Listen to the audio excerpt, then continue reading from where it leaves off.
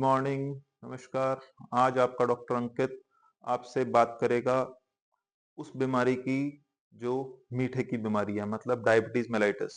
तीन सबसे बड़े खतरे शुगर की बीमारी के कौन कौन से तीन मेन ऑर्गन्स हैं जो इन्वॉल्व हो जाते हैं और बहुत कॉमनली इन्वॉल्व होते हैं। पहला ऑर्गन हमारा आंखें, दूसरा हार्ट, तीसरा किडनी। थोड़ा सा जान लें क्या क्या हो जाता है आंखों में शुगर के कारण। जो बीमारी को हम कहते हैं डायबिटिक रेटिनोपैथी, मतलब पर्दे में प्रॉब्लम आ जाती है, उसमें सूजन आ सकती है, ब्लीडिंग हो सकती है, पीछे विट्रस हेमरेज हो सकती है। तो ये सब चीजें के कारण हो क्या सकता है, आपका विजन लॉस होने के चांसेस हो जाते हैं।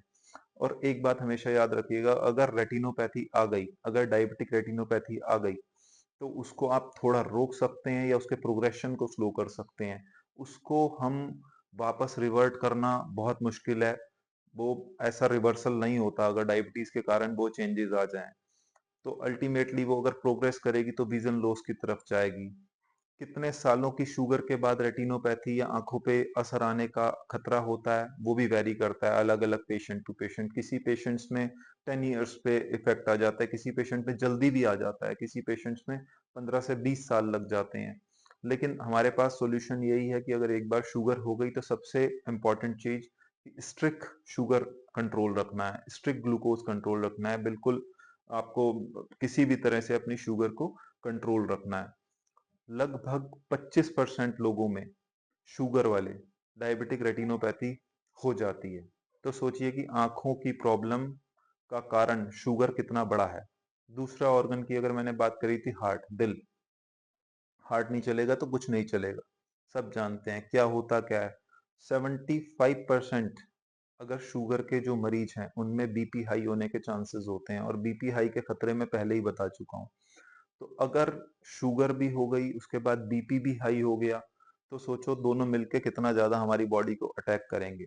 सिर्फ शुगर इटसेल्फ, अगर अगर सिर्फ शुगर की बीमारी है तो लगभग हार्ट अटैक का खतरा पेशेंट को 2 से 4 गुना बढ़ जाता है। इसीलिए उनको साथ में कोशिश करते हैं कि उनको लिपिड लोअरिंग, कोलेस्ट्रॉल को कंट्रोल करने की दवाई दे के रखें, या खून पतला करने की दवाई भी देने की अगर जरूरत समझते हैं तो क्लिनिशियन देते हैं। ऑल्दो से सब चीजें अपने आप नहीं लेनी है, कोई एक्सपर्ट एडवाइस जरूर लेनी है। कोई भी दवाई लेने से पहले कंसल्टेंट के अंडर में ही ट्रीटमेंट चलाना चाहिए, क्योंकि खतरे बहुत बड़े हैं। तो दूसरा इफेक्ट हुआ ऑर्गन हमारा हार्ट। हार्ट पे हार्ट अटैक का खतरा, बीपी हाई का खतरा, लिपिड प्रोफाइल खराब हो सकती है, कोलेस्ट्रॉल बढ़ सकता है, एलडीएल बढ़ सकता है जिसको हम बैड कोलेस्ट्रॉल कहते हैं, वो बढ़ सकता है।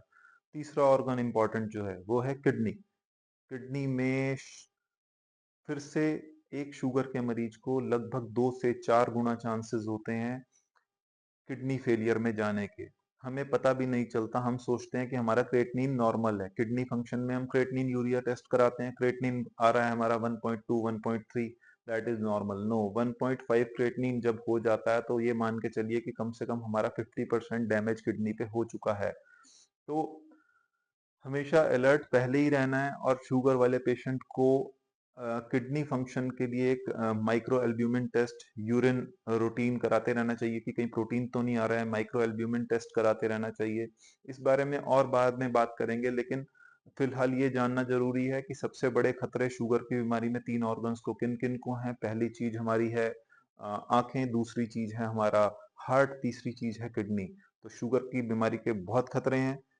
क्या करना है, कैसे कंट्रोल करके रखना है, आगे वीडियोस में डिस्कस करेंगे। और भी बहुत सारे कॉम्प्लिकेशंस होते हैं शुगर की बीमारी के, उसके बारे में भी बात करेंगे, धीरे धीरे बात करते जाएंगे। आपको भी कुछ और जानना हो तो आप कमेंट जरूर करिएगा, किसी और बारे में डिस्कस करने की बात हो तो जरूर करिएगा।